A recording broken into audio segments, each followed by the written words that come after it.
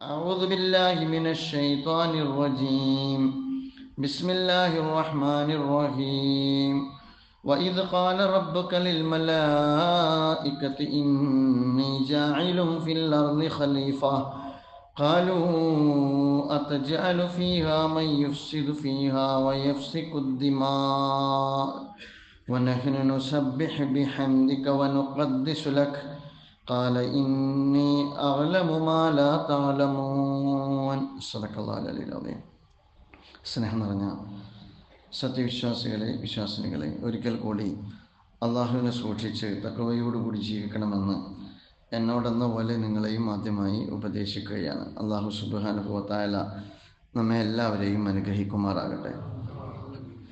പൊതു സമൂഹത്തിനകത്ത് ഇസ്ലാമിൻ്റെ ഒരുപാട് ടെർമിനോളജികൾ, ഇസ്ലാമിൻ്റെ ഒരുപാട് പദാവലികൾ തെറ്റായും ശരിയായും ഒക്കെ പ്രയോഗിച്ചുകൊണ്ടിരിക്കുന്ന ഒരു കാലത്താണ് നമ്മൾ ജീവിക്കുന്നത്.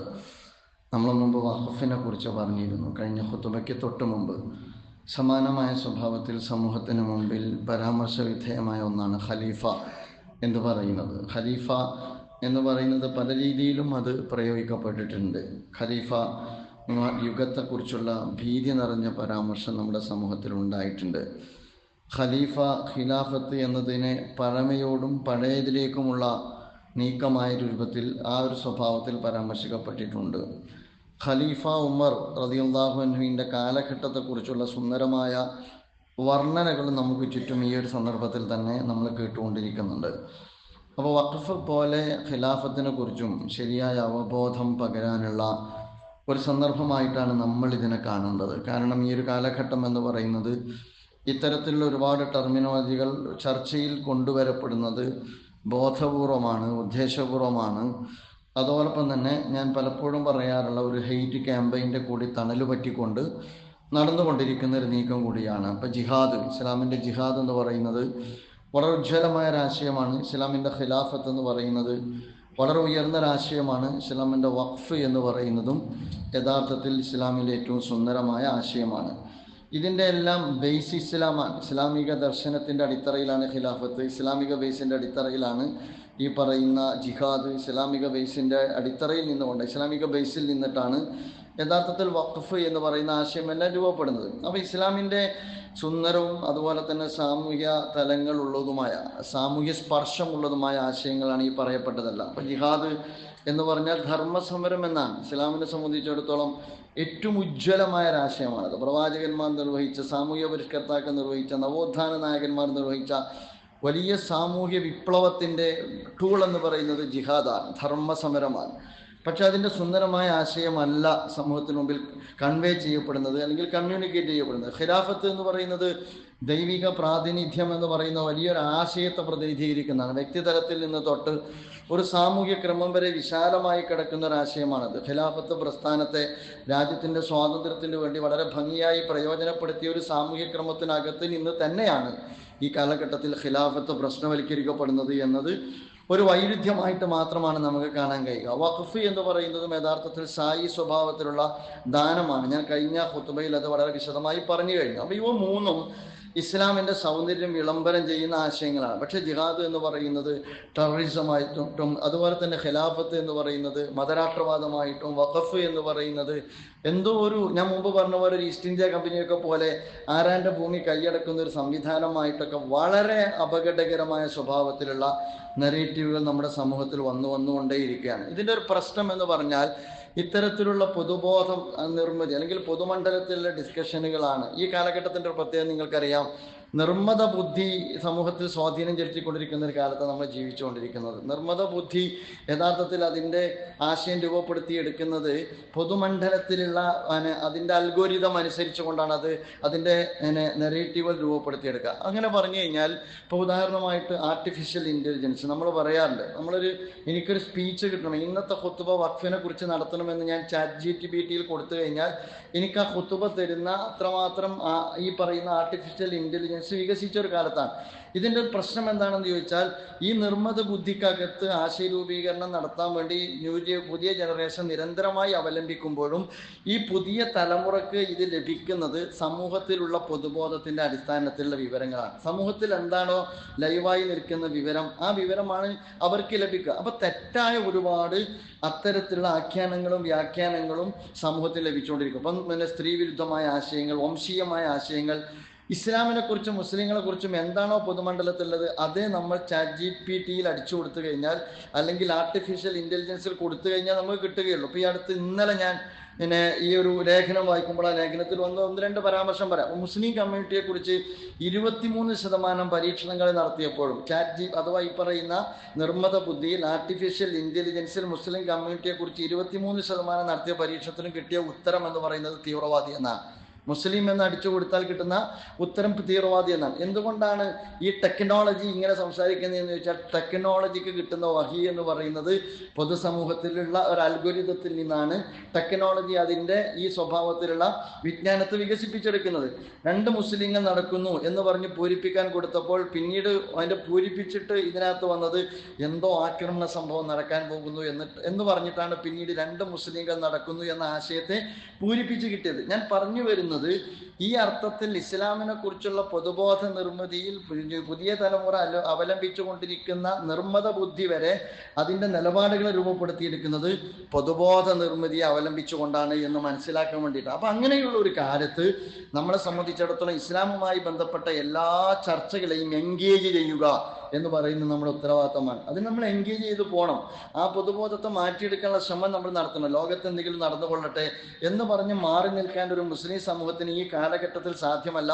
അതൊരു ബഹുസ്വര സമൂഹത്തെ സ്വാധീനിച്ചു കൊണ്ടിരിക്കുന്ന ആശയങ്ങളാണ് എന്ന തിരിച്ചറിവോടുകൂടി തന്നെ സൊസൈറ്റിയിൽ എൻഗേജ് ചെയ്യാൻ നമുക്ക് സാധിക്കണം എന്നുള്ളതാണ്. എന്താണ് ഖിലാഫത്ത് എന്ന് പറഞ്ഞാൽ? മഹാനായ പ്രവാചകൻ റസൂലുള്ളാഹി സ്വല്ലല്ലാഹി അലൈഹി വസല്ലം 23 വർഷക്കാലത്തെ രഹിതമായ വിപ്ലവത്തിലൂടെ സാധിച്ചെടുത്ത ഒരു സാമൂഹ്യ ക്രമമാണ് ഈ ഖിലാഫത്ത് എന്ന് പറയുന്നത്. അള്ളാഹുവിൻ്റെ പ്രവാചകൻ റസൂലുള്ളാഹി സ്വല്ലല്ലാഹി അലൈഹി വസല്ലം ഖിലാഫത്തിനെ സ്ഥാപിച്ചെടുത്തത് വളരെ രക്തരഹിതമായ ഒരു വിപ്ലവത്തിലൂടെ 23 കൊല്ലക്കാലം കൊണ്ട് ഒരു ജനവിഭാഗത്തെ വേദഗ്രന്ഥത്തിൻ്റെ അടിസ്ഥാനത്തിൽ പഠിപ്പിച്ച് സംസ്കരിച്ച് സമുദ്ധരിച്ച് ലോകത്ത് തുല്യതയില്ലാത്തൊരു സമൂഹത്തെ രൂപപ്പെടുത്തി, എന്നിട്ട് ആ സാമൂഹ്യ ജീവിതത്തിൽ ഒരു സുന്ദരമായ വ്യവസ്ഥിതിയെ രൂപപ്പെടുത്തിയെടുത്തതിൻ്റെ പേരാണ് യഥാർത്ഥത്തിൽ ഖിലാഫത്ത് എന്ന് പറയുന്നത്. അഥവാ നീതിയും നിർഭയത്വവും പുലരുന്നൊരു സാമൂഹ്യ ക്രമമാണ് ഖിലാഫത്ത് വഴി റസൂലുള്ളാഹി സ്വല്ലല്ലാഹി അലൈഹി വസല്ലം ലോകത്ത് സ്ഥാപിച്ചെടുത്തത്. മുഴുവൻ മനുഷ്യരെയും മനുഷ്യരായി ഉൾക്കൊള്ളുന്ന, മനുഷ്യന്റെ മഹത്വത്തെ ലോകത്തിന് മുമ്പാകെ വിളംബരം ചെയ്യുന്ന ഏറ്റവും ഉജ്ജ്വലമായ ഒരു ആശയമാണ് യഥാർത്ഥത്തിൽ ഖിലാഫത്ത് എന്ന് പറയുന്നത്. മാത്രമല്ല റസൂലുള്ളാഹി സ്വല്ലല്ലാഹി അലൈഹി വസല്ലം ഖിലാഫത്ത് സ്ഥാപിക്കുന്നത് ആ കാലഘട്ടത്തിലെ ജാഹിലിയ സിസ്റ്റത്തെ ഇല്ലാതാക്കിക്കൊണ്ടാണ്. എന്താണ് ജാഹിലിയ സിസ്റ്റം എന്ന് ഞാൻ പറയേണ്ടതില്ല, നമ്മുടെ പൊതുഗ്രന്ഥങ്ങളിൽ തന്നെ നമുക്ക് ലഭിക്കാവുന്നതാണ് 6-ാം നൂറ്റാണ്ടുമായി ബന്ധപ്പെട്ട പഠന വിധേയമാക്കുന്ന ഘട്ടത്തിൽ. അപ്പോൾ അങ്ങനെയുള്ള ഖിലാഫത്ത് മാത്രമല്ല ഇസ്ലാമിൻ്റെ ഒരു പ്രത്യേകത നിങ്ങൾ പരിശോധിച്ച് നോക്ക്. ഇസ്ലാമിക ഖിലാഫത്തുമായി ബന്ധപ്പെട്ട് നമ്മൾ മനസ്സിലാക്കേണ്ട ഒരു കാര്യം, രാജാവില്ല, ഭരണാധികാരിയല്ല, അതുപോലെ തന്നെ ഏകാധിപതിയില്ല. ഇസ്ലാമിൽ ഖലീഫയാണ്. ഖലീഫ എന്ന് പറയുന്ന പ്രയോഗം തന്നെ ഖിലാഫത്തിന്റെ റെസ്പോൺസിബിലിറ്റി ആർക്കാണെന്ന് ചോദിച്ചാൽ, ഖിലാഫത്തിന്റെ റെസ്പോൺസിബിലിറ്റി യഥാർത്ഥത്തിൽ ഖലീഫക്കാണ്. ആരാണ് ഖലീഫ എന്ന് ചോദിച്ചാൽ അള്ളാഹുവിന്റെ പ്രതിനിധിയാണ്. ദൈവിക മൂല്യങ്ങളുടെ, അള്ളാഹു സുബ്ഹാനഹു വ തആല പകർന്നു തന്നിരിക്കുന്ന ദൈവികമായ മൂല്യങ്ങളുടെ അടിസ്ഥാനത്തിൽ ജനങ്ങളാൽ തെരഞ്ഞെടുക്കപ്പെട്ട് തൻ്റെ ഉത്തരവാദിത്തം നിർവഹിക്കപ്പെടുമ്പോൾ അതിൻ്റെ പേരാണ് യഥാർത്ഥത്തിൽ ഖിലാഫത്ത്, ഖലീഫ എന്നെല്ലാം പറയുന്നത്. ഏകാധിപതിയായ ഒരു ഭരണാധികാരി ഇസ്ലാമിക ഖിലാഫത്തിൽ ഉണ്ടാകാൻ പാടില്ല. അതുപോലെ തന്നെ താന്തോന്നിയായ ഒരു ഭരണാധികാരി ഇസ്ലാമിക ഖിലാഫത്തിൽ ഉണ്ടാകാൻ പാടില്ല. ഇസ്ലാമിൻ്റെ വെളിച്ചത്തെ സമൂഹത്തിന് മുമ്പാകെ, അള്ളാഹുവിൻ്റെ താല്പര്യത്തെ സമൂഹത്തിന് മുമ്പാകെ, അതുപോലെ തന്നെ അള്ളാഹുവിൻ്റെ അടിയാറ് എന്ന അർത്ഥത്തിൽ അള്ളാഹുവിൻ്റെ ദീനിനെ ലോകത്തിന് മുമ്പാകെ പ്രതിനിധീകരിക്കുന്ന പ്രാതിനിധ്യമാണ് യഥാർത്ഥത്തിൽ ഖിലാഫത്തും അതുപോലെ തന്നെ ഖലീഫ എന്നും പറയുന്നത്. അതുകൊണ്ട് തന്നെ അത് ദൈവിക മൂല്യങ്ങൾ എന്ന് പറയുമ്പോൾ അത് നീതിയുടെ പര്യായമാണ്. അതുകൊണ്ട് തന്നെ ഇസ്ലാമിൽ ഖിലാഫത്ത് എന്ന് പറയുന്നത് അല്ലെങ്കിൽ ഖലീഫ എന്ന് പറയുന്നത് അലങ്കാരമല്ല, ഉത്തരവാദിത്തമാണ്. അലങ്കാരമല്ല, അത് ഉത്തരവാദിത്തമാണ്. അതുകൊണ്ട് തന്നെയാണ് മഹാനായ ഉമറുൽ ഫാറൂഖ് റളിയല്ലാഹു അൻഹു, ഉമർ ഇബ്നുൽ ഖത്താബ് റളിയല്ലാഹു അൻഹു അദ്ദേഹത്തിന്റെ വിയോഗത്തിന് തൊട്ട് മുമ്പ് അദ്ദേഹത്തിന്റെ പിൻഗാമിയെ നിശ്ചയിക്കുന്ന ഘട്ടത്തിൽ സ്വാഭാവികമായും അദ്ദേഹത്തിന് മുമ്പാകെ പലരും നിർദ്ദേശിക്കപ്പെട്ട കൂട്ടത്തിൽ പ്രവാചകൻ ഉമർ ഇബ്നുൽ ഖത്താബ് റളിയല്ലാഹു അൻഹുവിന്റെ കൂടെയുള്ള സന്തത സഹചാരികൾ അദ്ദേഹത്തിന്റെ മുമ്പാകെ നിർദ്ദേശിക്കുന്ന ഒരു പേരുണ്ട്. ആ പേര് അയോഗ്യനായ ഒരു പേരല്ല, യോഗ്യന്മാരുടെ കൂട്ടത്തിൽ തന്നെ എണ്ണാവുന്ന പേരാണ്. അബ്ദുല്ലാഹി ഇബ്നു ഉമർ റളിയല്ലാഹു അൻഹു തങ്ങൾക്ക് ശേഷം തങ്ങളുടെ ഉത്തരവാദിത്തം അബ്ദുല്ലാഹി ഇബ്നു ഉമർ റളിയല്ലാഹു അൻഹുവിനെ ഏൽപ്പിക്കണമെന്ന് പറയുമ്പോൾ മഹാനായ ഉമർ ഫാറൂഖ് റളിയല്ലാഹു അൻഹു പറയുന്നുണ്ട്, എൻ്റെ കുടുംബത്തിന് താങ്ങാൻ മാത്രം ഞാൻ നിർവഹിച്ച ചുമതല തന്നെ മതിയാവുന്നതാണ്. നാളെ പരലോകത്ത് ചെല്ലുമ്പോൾ ഉമറിന്റെ കുടുംബത്തിന് താങ്ങാൻ മാത്രം ഉമർ നിർവഹിച്ച ഖിലാഫത്തിന്റെ കാലയളവ് തന്നെ മതിയാകാവുന്നതാണ്.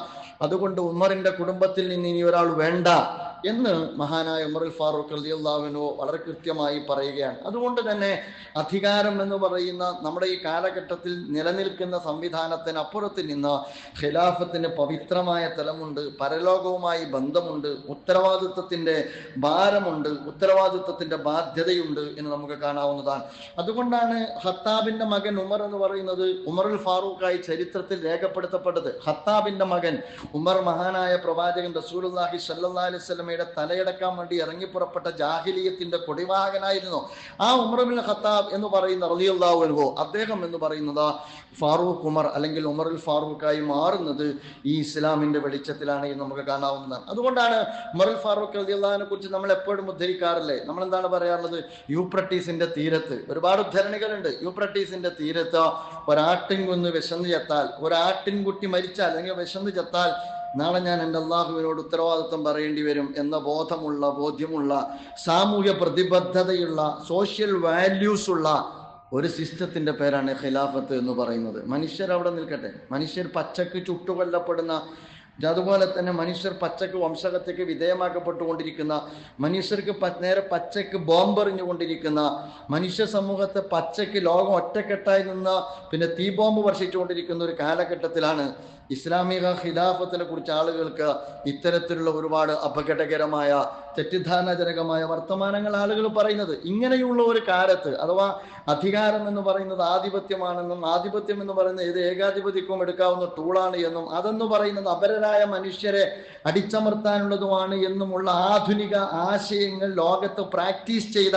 അത്യന്തം അപകടകരമായ ചിന്താഗതിയുടെ മുമ്പാകെ അള്ളാഹുവിനെ ഭയപ്പെട്ടുകൊണ്ട് പരലോകത്ത് ഉത്തരവാദിത്വം ബോധിപ്പിക്കേണ്ടി വരുമെന്ന ഉത്തരവാദിത്വ ബോധത്തോടുകൂടി തൻ്റെ ബാധ്യതാ നിർവഹണത്തിൻ്റെ പേരാണ് ഖിലാഫത്ത് എന്ന് പ്രവാചകന് ശേഷം റസൂലുള്ളാഹി സ്വല്ലല്ലാഹു അലൈഹി വസല്ലമക്ക് ശേഷം പഠിപ്പിച്ചു കൊടുത്തവരാണ് ഖലീഫമാർ എന്ന് പറയുന്നത്. 4 ഖലീഫമാരാണ്, നമുക്ക് എല്ലാവർക്കും അറിയാം. ഒന്ന് അബൂബക്കർ സിദ്ദീഖ് റളിയല്ലാഹു അൻഹു, ഖുലഫാഉർ റാഷിദീങ്ങൾ 4 പേരാണ്. ഒന്ന് അബൂബക്കർ സിദ്ദീഖ് റളിയല്ലാഹു അൻഹു, 2 ഉമർ ഇബ്നുൽ ഖത്താബ് റളിയല്ലാഹു അൻഹു, 3 ഉസ്മാൻ ഇബ്നു അഫ്ഫാൻ റളിയല്ലാഹു അൻഹു, 4 അലി ഇബ്നു അബീ ത്വാലിബ് റളിയല്ലാഹു അൻഹു. അതിൽ മഹാനായ അബൂബക്കർ സിദ്ദീഖ് റളിയല്ലാഹു അൻഹുവിന്റെ പ്രിയപ്പെട്ട മകൾ ആയിഷ ബീവിയാണ് റസൂലുള്ളാഹി സ്വല്ലല്ലാഹു അലൈഹി വസല്ലം വിവാഹം കഴിച്ചിട്ടുള്ളത്. മഹാനായ ഉമർ ഇബ്നുൽ ഖത്താബ് റളിയല്ലാഹു അൻഹു മകൾ ഹഫ്സയാണ് നബി തിരുമേനി സ്വല്ലല്ലാഹു അലൈഹി വസല്ലം വിവാഹം കഴിച്ചിട്ടുള്ളത്. മഹാനായ പ്രവാചകൻ റസൂലുള്ളാഹി സ്വല്ലല്ലാഹു അലൈഹി വസല്ലമയുടെ മകളെയാണ് ഉസ്മാൻ ഇബ്നു അഫ്ഫാൻ വിവാഹം കഴിച്ചിട്ടുള്ളത്. മഹാനായ നബി തിരുമേനി സ്വല്ലല്ലാഹു അലൈഹി വസല്ലമയുടെ കരളിന്റെ കഷ്ടമായ ഫാത്തിമ ബീവിയെയാണ് അലി ഇബ്നു അബീ ത്വാലിബ് റളിയല്ലാഹു അൻഹു വിവാഹം കഴിച്ചിട്ടുള്ളത്. അപ്പോൾ രണ്ടുപേരും ആ അർത്ഥത്തിൽ അള്ളാഹുവിന്റെ റസൂലിനോട് കുടുംബപരമായും അതുപോലെ തന്നെ സഹവാസപരമായും അടുത്തിടപഴകിയ 4 വ്യക്തിത്വങ്ങളാണ് ഖുലഫാഉർ റാഷിദുകൾ എന്ന് പറയുന്നത്. മഹാനായ പ്രവാചകൻ റസൂലുള്ളാഹി സ്വല്ലല്ലാഹു അലൈഹി വസല്ലം സാധിച്ചെടുത്ത, രക്തരഹിതമായ വിപ്ലവത്തിലൂടെ സാധിച്ചെടുത്ത, 23 കൊല്ലക്കാലം കൊണ്ട് സ്ഥാപിച്ചെടുത്ത ഇസ്ലാമിക ഖിലാഫത്തിനെ സ്ഥാപിച്ച് മുന്നോട്ട് കൊണ്ടുപോയവരാണ് ഇവർ. നീതിയിൽ അധിഷ്ഠിതമായ ആ സാമൂഹ്യ ക്രമത്തെ നിലനിർത്തി മുന്നോട്ട് കൊണ്ടുപോയവരാണ് യഥാർത്ഥത്തിൽ ഖലീഫമാർ അല്ലെങ്കിൽ ഖുലഫാഉർ റാഷിദുകൾ എന്ന് പറയുന്നത്. വിശുദ്ധ ഖുർആൻ പറയുന്നുണ്ടല്ലോ, വസ്സാബിഖൂന മിനൽ മുഹാജിരീന വൽ അൻസാരി വല്ലദീന തബഊഹും ബിഇഹ്സാൻ റളിയല്ലാഹു അൻഹും വറദൂ അൻഹു വഅഅദ്ദ ലഹും ജന്നാത്തിൻ തജ്രി തഹ്തഹൽ അൻഹാറു ഖാലിദീന ഫിഹാ അബദൻ ദാലികൽ ഫൗസുൽ അദീം. സൂറത്ത് തൗബ 100-ാമത്തെ ആയത്ത്. മുമ്പേ നടന്ന അതുപോലെ തന്നെ മുൻഗാമികളായ മുഹാജിറുകളെയും അൻസാറുകളെയും പരാമർശിച്ചുകൊണ്ട് അല്ലാഹു സുബ്ഹാനഹു വ തആല വിശുദ്ധ ഖുർആനിൽ പറയുന്നുണ്ട്. അവർ മുൻകടന്ന ഏറ്റവും മഹത്വമേറിയ അവരുടെ പദവിയെ കുറിച്ച് ഖുർആൻ പറഞ്ഞിട്ട് പറയുന്നുണ്ട്, വല്ലദീന തബഊഹും ബിഇഹ്സാൻ, അവരെ ഈ ഇഹ്സാനിൽ പിൻപറ്റിയ ആളുകൾ, അവനെ ഈ ഇഹ്സാനിൽ പിൻപറ്റിയ ആളുകൾ, അവരെ കുറിച്ചും അള്ളാഹു പറയാണ്, അള്ളാഹു അവരെ കൊള്ള തൃപ്തിപ്പെട്ടിരിക്കുന്നു, അവർ അള്ളാഹുവിനെ കൊള്ള തൃപ്തിപ്പെട്ടിരിക്കുന്നു, അവർക്ക് താഴ്ഭാഗത്തു കൂടി ആറുകൾ ഒഴുകുന്ന സ്വർഗീയാരാമങ്ങളിൽ അവർക്ക് പ്രവേശനം നൽകുന്നതാണ്, അവർക്ക് മഹത്തായ വിജയവും അള്ളാഹു സുബ്ഹാനഹു വ തആല നൽകുന്നതാണ്. ഇതിനെക്കുറിച്ച് തഫ്സീർ ത്വബരി, ഇബ്നു ജരീർ തഫ്സീർ ത്വബരിയിൽ പറയുന്നത് വഅമ്മല്ലദീന തബഉൽ മുഹാജിരീന അൽ-അവ്വലീന വൽ അൻസാർ ബിഇഹ്സാൻ എന്ന് പറയുന്നത് ഫഹുമല്ലദീന അസ്ലമു ലില്ലാഹി ഇസ്ലാമഹും വസലകൂ മിൻഹാജഹും ഫിൽ ഹിജ്റതി വൻ നുസ്റതി വൽ അഅ്മാലിൽ ഖൈർ.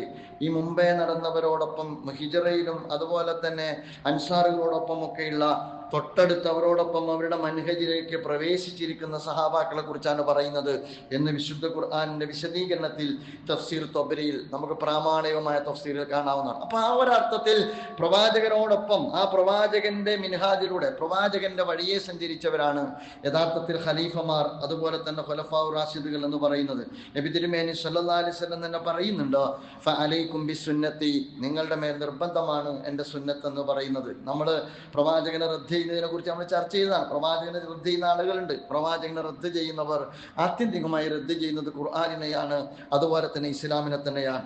അതുകൊണ്ട് തന്നെ പ്രവാചകൻ സല്ലല്ലാഹു അലൈഹി വസല്ലം പറയുന്നുണ്ട്, ഫഅലൈക്കും ബിസുന്നത്തി, നിങ്ങളുടെ മേൽ നിർബന്ധമാണ് എൻ്റെ സുന്നത്ത്, വസുന്നത്തിൽ ഖുലഫാഇൽ മഹ്ദിയ്യീൻ റാഷിദീൻ, അതുപോലെ തന്നെ ഖുലഫാഉ റാഷിദുകളുടെ സുന്നത്ത്, തമസ്സകൂ ബിഹാ വഅദ്ദു അലൈഹാ ബിന്നവാജിദ്, മാത്രമല്ല നിങ്ങൾ അതിനെ മുറുകെ പിടിക്കണം, അണപ്പല്ല് കൊണ്ട് നിങ്ങൾ ചേർത്ത് പിടിക്കണം എന്ന് റസൂലുള്ളാഹി സ്വല്ലല്ലാഹു അലൈഹി വസല്ലം പറയുന്നുണ്ട്. അപ്പൊ ആ ഒരു അർത്ഥത്തിൽ ആ ഒരു പദവിയിൽപ്പെട്ട ആളുകളാണ് ഖലീഫമാർ എന്ന് പറയുന്നത്. ആദ്യ ഖലീഫ അബൂബക്കർ സിദ്ദീഖ് റളിയല്ലാഹു അൻഹു ആണ്. നിങ്ങൾക്ക് എല്ലാവർക്കും അറിയാം, മഹാനായ പ്രവാചകൻ റസൂലുള്ളാഹി സ്വല്ലല്ലാഹു അലൈഹി വസല്ലമയുടെ വിയോഗാനന്തരമാണ് അബൂബക്കർ സിദ്ദീഖ് റളിയല്ലാഹു അൻഹു ഖിലാഫത്ത് ഏറ്റെടുക്കുന്നത്. പ്രവാചകന്റെ വിയോഗത്തിന്റെ ഘട്ടത്തിൽ അബൂബക്കർ സിദ്ദീഖ് റളിയല്ലാഹു അൻഹു അവിടെയില്ല. അള്ളാഹുവിന്റെ പ്രവാചകന്റെ വിയോഗത്തിന്റെ ഘട്ടത്തിൽ അബൂബക്കർ സിദ്ദീഖ് റളിയല്ലാഹു അൻഹുവിനെ അനന്തരാവകാശിയായി നബി തിരുമേനി സല്ലല്ലാഹു അലൈഹി വസല്ലം പ്രഖ്യാപിച്ചിട്ടുമില്ല. മാത്രമല്ല പ്രവാചകൻ സല്ലല്ലാഹു അലൈഹി വസല്ലം രോഗിയായ ഘട്ടത്തിൽ അള്ളാഹുവിന്റെ റസൂല് പറഞ്ഞിട്ടുണ്ട്, ആയിഷ ബീവിയെ വിളിച്ച് പറഞ്ഞിട്ടുണ്ട്, എനിക്ക് സുഖമില്ല, നമസ്കാരത്തിന്റെ ഇമാമത്ത് സിദ്ദീഖുൽ അക്ബർ റളിയല്ലാഹു അൻഹു നിൽക്കട്ടെ എന്ന്. സിദ്ദീഖുൽ അക്ബർ റളിയല്ലാഹു അൻഹു നിൽക്കട്ടെ എന്ന് പറയുമ്പോൾ ആയിഷ ബീവി റളിയല്ലാഹു അൻഹ അള്ളാഹുവിന്റെ റസൂലിനോട് പറയുന്നുണ്ട്, റസൂലെ, എങ്ങനെയാണ് ബാപ്പാക്ക് അത് കഴിയുക? എൻ്റെ ബാപ്പ നമസ്കാരത്തിൽ സങ്കടം വന്ന് കരയാൻ സാധ്യതയുള്ള മനുഷ്യനാണ്, അതുകൊണ്ട് എങ്ങനെയാണ് ബാപ്പയെ എന്ന് ചോദിക്കുന്ന ഘട്ടത്തിൽ അള്ളാഹുവിന്റെ റസൂൽ പറയുന്നുണ്ട്, സിദ്ദീഖുൽ അക്ബർ നിൽക്കട്ടെ എന്ന്. നബി തിരുമേനി സല്ലല്ലാഹു അലൈഹി വസല്ലം മരണപ്പെടുന്ന വഫാത്താകുന്ന ഘട്ടത്തിൽ പുറത്തായിരുന്ന സിദ്ദീഖുൽ അക്ബർ അകത്തേക്ക് വരുമ്പോൾ ഈ പ്രവാചകൻ റസൂലുള്ളാഹി സല്ലല്ലാഹു അലൈഹി വസല്ലം വഫാത്തായി കിടക്കുന്ന കാഴ്ചയാണ് കാണുന്നത്. ഉമർ ഫാറൂഖ് റളിയല്ലാഹു അൻഹു പോലും ഒരിക്കലും അത് ഉൾക്കൊള്ളാൻ കഴിയുന്നില്ല. അബൂബക്കർ സിദ്ദീഖ് എന്ന് പറയുന്ന നാമം ഭയങ്കരമായ മഹത്തരമായ നാമമാണ്. പ്രവാചകനെ ആദ്യം വിശ്വസിച്ചത് സിദ്ദീഖുൽ അക്ബർ റളിയല്ലാഹു അൻഹു ആണ്. പ്രവാചകന്റെ ആകാശാരോഹണ യാത്രയെ കുറിച്ച് അബൂജഹലും കൂട്ടരും കളിയാക്കുന്ന ഒരു ഘട്ടമുണ്ട്. റസൂലുള്ളാഹി സ്വല്ലല്ലാഹു അലൈഹി വസല്ലം ആകാശാരോഹണ യാത്ര കഴിഞ്ഞ് വന്നിട്ട് ചിന്തിച്ചുകൊണ്ട് മഹാബാലയത്തിന്റെ പരിസരത്തിൽ നിൽക്കുമ്പോഴാണ് അബൂജഹൽ ചോദിച്ചത്, എന്താണ് പ്രശ്നം?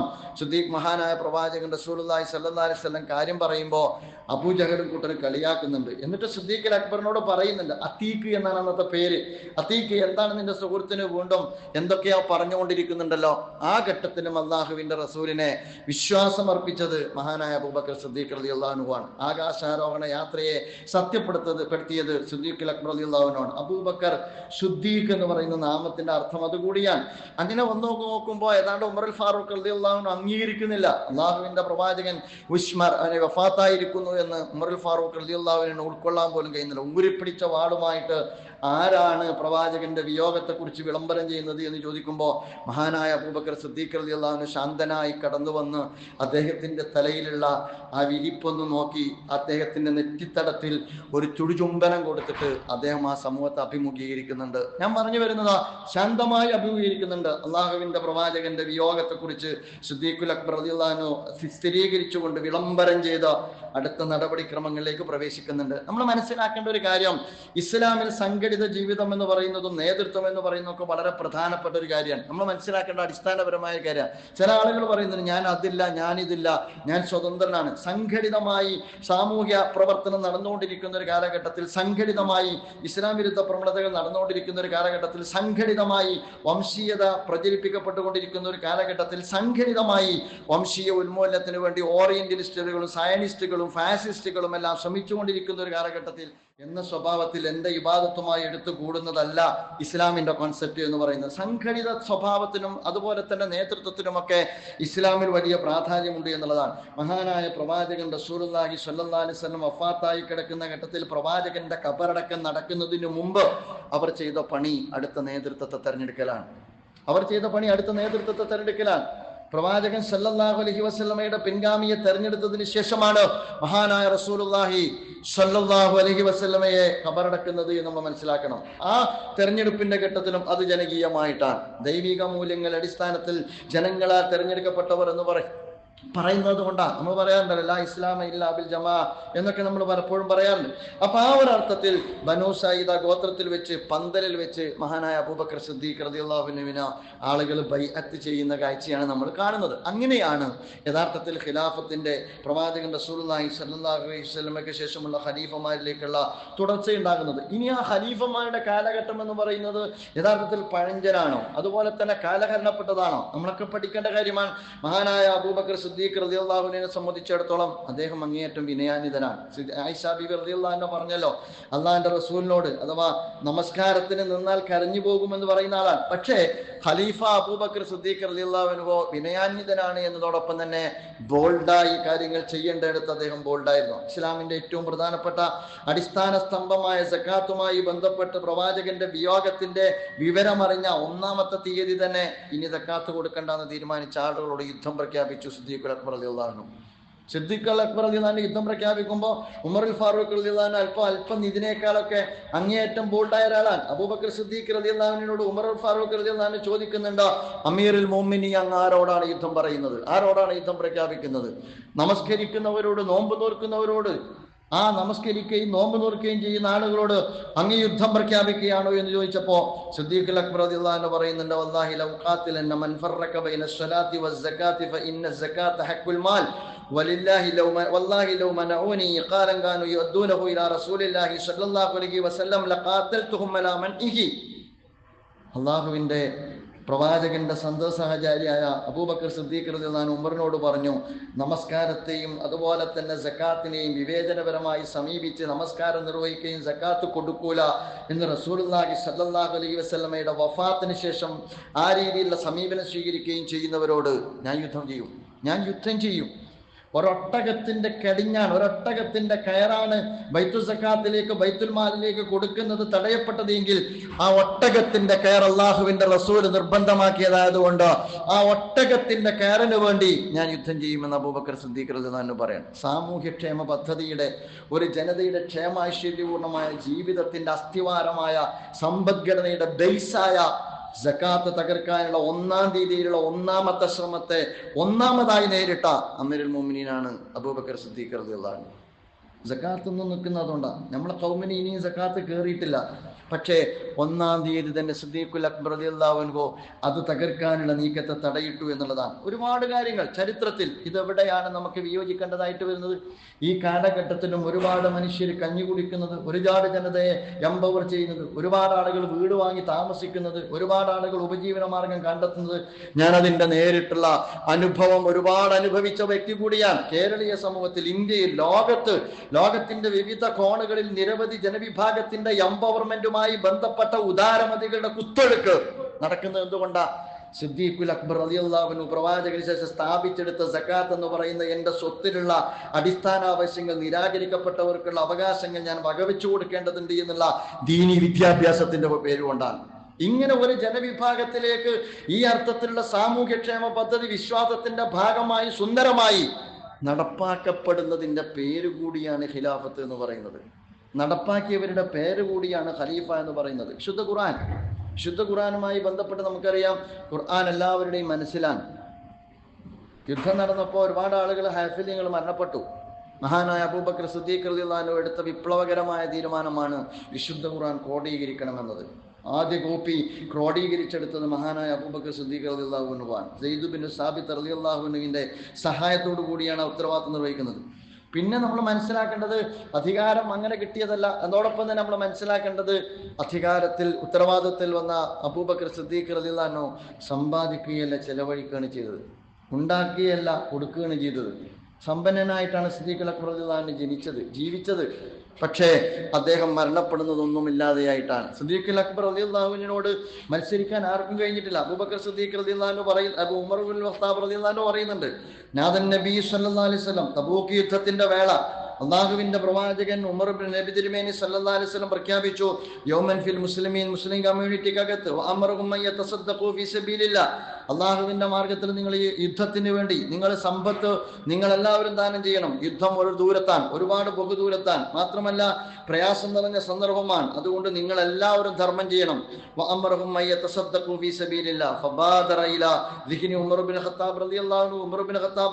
ധൃതിപ്പെട്ട് ആ മേഖലയിലേക്ക് തിരിഞ്ഞു.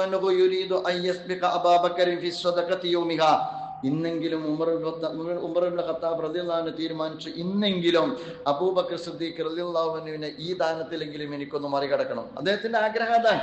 നന്മയിൽ മത്സരിക്കുക എന്ന് പറയും, ഫസ്തബിഖുൽ ഖൈറാത്ത് എന്ന് പറയുന്ന അതാണ്. ഇത്തവണയെങ്കിലും അബൂബക്കർ സിദ്ദീഖ് റളിയല്ലാഹു അൻഹുവിനെ ഒന്ന് പരാജയപ്പെടുത്തണം. ഫഅഖദറ നിസ്ഫു മാലിഹി, അദ്ദേഹത്തിന്റെ സ്വത്തിന്റെ പകുതി കൊണ്ടുവന്നിട്ട് മഹാനായ പ്രവാചകൻ റസൂലുള്ളാഹി സ്വല്ലല്ലാഹു അലൈഹി വസല്ലമയുടെ മുമ്പിൽ വെച്ച് വദഅഹു ബൈന യദൈ റസൂലില്ലാഹ്, അല്ലാഹുവിന്റെ റസൂലിന്റെ മുമ്പാകെ വെച്ചിട്ട് മാറി നിന്നു. വൻതളറ ഖുദൂം അബൂബക്കർ, അങ്ങനെ തന്നെയാണ് പറയുന്നത്. അബൂബക്കർ സിദ്ദീഖ് റളിയല്ലാഹു അൻഹു വരുന്നത് നോക്കിയിരുന്നു.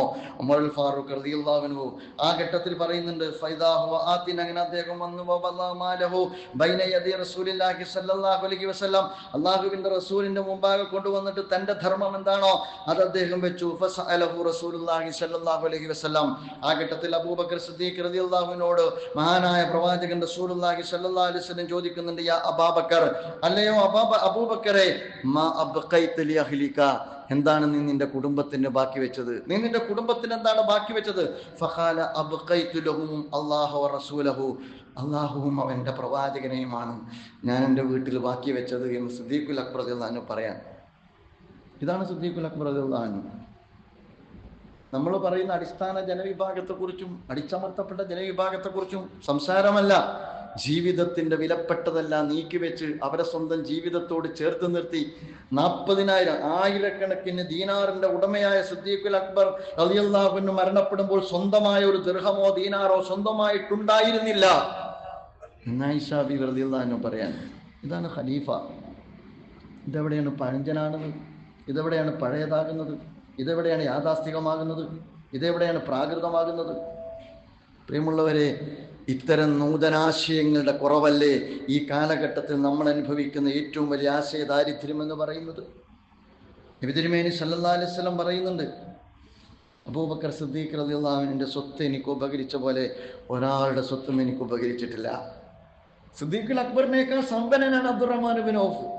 പക്ഷെ സിദ്ദീഖുൽ അക്ബറിന്റെ സ്വത്ത് ഉപകരിച്ച പോലെ എനിക്കൊരാളെ സ്വത്ത് ഉപകരിച്ചിട്ടില്ല. ഇന്ന മിൻ അമന്നിന്നാസി അലയ്യ ഫീ സിഹ്ഹതിഹി വമാലിഹി അബൂബക്കർ വലൗ കുൻതു മുത്തഖിദൻ ഖലീലൻ മിൻ ഉമ്മത്തി ലത്തഖദതു അബൂബക്കർ ഇല്ലാ ഖുല്ലത്തുൽ ഇസ്ലാം ലാ യബ്ഖയന്ന ഫിൽ മസ്ജിദി ഖൗഖതൻ ഇല്ലാ ഖൗഖത അബൂബക്കർ. മഹാനായ പ്രവാചകൻ പറയാ, ഞാൻ ഏതെങ്കിലും ഒരാളെ എൻ്റെ ഏറ്റവും വലിയ അടുത്ത ഖലീലാക്കുമെങ്കിൽ അത് അബൂബക്കർ സിദ്ദീഖ് റളിയല്ലാഹു അൻഹുവിനെയാണ്. അത്യുദാരമായി എനിക്ക് എന്തെങ്കിലും കിട്ടിയിട്ടുണ്ടെങ്കിൽ അത് അബൂബക്കർ സിദ്ദീഖ് റളിയല്ലാഹു അൻഹുവിന്റെ സുഹബത്തും അദ്ദേഹത്തിന്റെ സമ്പത്തുമാണ്. എല്ലാ വാതിലുകളും കൊട്ടിയടക്കപ്പെടുമ്പോൾ എൻ്റെ ജീവിതത്തിൽ എൻ്റെ മുമ്പിൽ തുറന്നു വെക്കപ്പെട്ട എപ്പോഴുമുള്ള കവാടം സിദ്ദീഖുൽ അക്ബറിന്റെ വാതിലാണ്. ഇതാണ് ഖലീഫ അബൂബക്കർ സിദ്ദീഖ് റളിയല്ലാഹു അൻഹു എന്ന് പറയുന്നത്. അതുകൊണ്ടാണ് പ്രവാചകൻ ചരിത്രം പറയുന്നുണ്ട്, ഇന്ദമാ തൂഫി അബൂബക്കർ സിദ്ദീഖ് റളിയല്ലാഹു അൻഹു മരണപ്പെടുന്ന ഘട്ടം ലയ്യുബ്ഖാ ദിർഹമും വലാ ദീനാർ, ഒരു ദിർഹമും ഒരു ദീനാറും ഉണ്ടായിരുന്നില്ല. നമ്മുടെ കാലത്തൊക്കെ ഓരോ ഭരണാധികാരികൾ അധികാരത്തിൽ നിന്ന് ഇറങ്ങുമ്പോൾ സ്വിസ് ബാങ്ക് അക്കൗണ്ട് വെളിപ്പെടുത്താത്തത് കൊണ്ട് എത്ര പേര് എത്രയാണ് ഉണ്ടാക്കാറുള്ളത്? സ്വന്തത്തിന് മാത്രമാണ് ഉണ്ടാക്കാറുള്ളത്. അധികാരത്തിൽ നിന്നിറങ്ങുമ്പോൾ ദിർഹമോ ദീനാറോ ഉണ്ടായിരുന്നില്ല. ഫഖദ് കാനത്ത് വാലിൽ വഖ്ത് മുൻഫിക്കൻ ഫീ സബീലില്ലാഹ് ലാ യതഖറു നഫ്സിഹി ഷൈഅ, ഒന്നും തനിക്ക് വേണ്ടി സൂക്ഷിച്ചു വെച്ചിട്ടില്ല. അതൊക്കെ ഉള്ള ആൾക്കാരാണ് പിന്നെ ഖലീഫ സംവിധാനത്തെക്കുറിച്ച് ആകുലപ്പെടുന്നത്. മഹാനായ പ്രവാചകൻ റസൂലുള്ളാഹി സ്വല്ലല്ലാഹു അലൈഹി വസല്ലമയ്ക്ക് ശേഷം പ്രവാചകന്റെ കാലത്ത് സിദ്ദീഖുൽ അക്ബർ റളിയല്ലാഹു അൻഹു ഹിജ്റ പോകാനുള്ള അനുവാദം തേടുന്നുണ്ട്, എത്യോപ്യയിലേക്കുള്ള ഹിജ്റ. ആ ഹിജ്റ പോകുന്ന ഘട്ടത്തിൽ അദ്ദേഹത്തെ തടഞ്ഞു നിർത്തുന്നത് ഇബ്നു ദൂനയാണ്, അല്ലെ? ഇബ്നു ദൂനയാണ് തടഞ്ഞു നിർത്തുന്നത്. ഇബ്നു ദൂന തടഞ്ഞു നിർത്തിയിട്ട് പറയുന്നുണ്ട്, ഫഇന്ന മിസ്ലക ലാ യഖ്റുജു വലാ യഖ്റജ്, നിങ്ങളെപ്പോലത്തെ ആൾ പോകാൻ പാടില്ല, നിങ്ങളെപ്പോലത്തെ ആൾ പോകാൻ പാടില്ല. എന്നിട്ട് കുറച്ച് വർത്താനം പറയുന്നുണ്ട്, നിങ്ങൾ ബന്ധങ്ങൾ ചേർക്കുന്നവനാണ്, നിങ്ങൾ മസ്ലഹത്ത് ഉണ്ടാക്കുന്ന ആളാണ്, നിങ്ങളെപ്പോലത്തെ ആൾ പോകാൻ പാടില്ല എന്ന് പറയുന്നത് മുശ്രിക്കാണ്. പ്രിയമുള്ള സുഹൃത്തുക്കളെ, ഇതാണ് സിദ്ദീഖുൽ അക്ബർ റളിയല്ലാഹു അൻഹു. അപ്പൊ ഞാൻ പറഞ്ഞു വരുന്നത്, ഈ അർത്ഥത്തിൽ നമ്മൾ ചരിത്രം പഠിക്കുക, ചരിത്രം പഠിക്കുന്ന ഘട്ടത്തിൽ നാഗരികതകളെ കുറിച്ച് പഠിക്കുക, റവല്യൂഷനുകളെ കുറിച്ച് പഠിക്കുക, സിവിലൈസേഷനെ കുറിച്ച് പഠിക്കുക. ലോകത്ത് ആധുനിക ദർശനങ്ങളാകട്ടെ, അതിനു മുമ്പേ കഴിഞ്ഞുപോയ ദർശനങ്ങളാകട്ടെ, ലോകത്ത് നടന്ന ഒരു റവല്യൂഷനും അതുപോലെ തന്നെ ഒരു കെട്ടിപ്പടുക്കപ്പെട്ട ഒരു നാഗരികതയും കെട്ടിപ്പടുക്കപ്പെട്ടിട്ടില്ല മനുഷ്യകബന്ധങ്ങൾക്കും മനുഷ്യ തലയോട്ടികൾക്കും മുകളിലല്ലാതെ. ചരിത്രം നിങ്ങൾ പഠിച്ചോ, ആധുനിക ദർശനങ്ങളുടെ ചരിത്രം നിങ്ങൾ പഠിച്ചോ. മനുഷ്യകബന്ധങ്ങൾക്ക് മുമ്പിലും മനുഷ്യ തലയോട്ടികൾക്കും മുമ്പിലാണ് ചരിത്രത്തിലെ പല നാഗരികതകളും കെട്ടിപ്പടുക്കപ്പെട്ടത്. നേരെ മറിച്ച് മഹാനായ പ്രവാചകൻ റസൂലുള്ളാഹി സ്വല്ലല്ലാഹി അലൈഹി വസല്ലമയും സന്തത സഹചാരികളും രക്തരഹിതമായ വിപ്ലവത്തിലൂടെയാണ് ഒരു സമൂഹത്തെ രൂപീകരിച്ചത്, ഒരു മാറ്റത്തിന് നേതൃത്വം കൊടുത്തത്, ഒരു നാഗരികതയ്ക്ക് നാന്ദി കുറിച്ചത്, അതുപോലെ തന്നെ സുന്ദരമായ ഒരു നാഗരികതയെ കെട്ടിപ്പടുത്തത് എന്ന് നമുക്ക് കാണാവുന്നതാണ്. അതിനു മുമ്പിൽ ഒരു ജനത നിൽക്കുന്നുണ്ട്.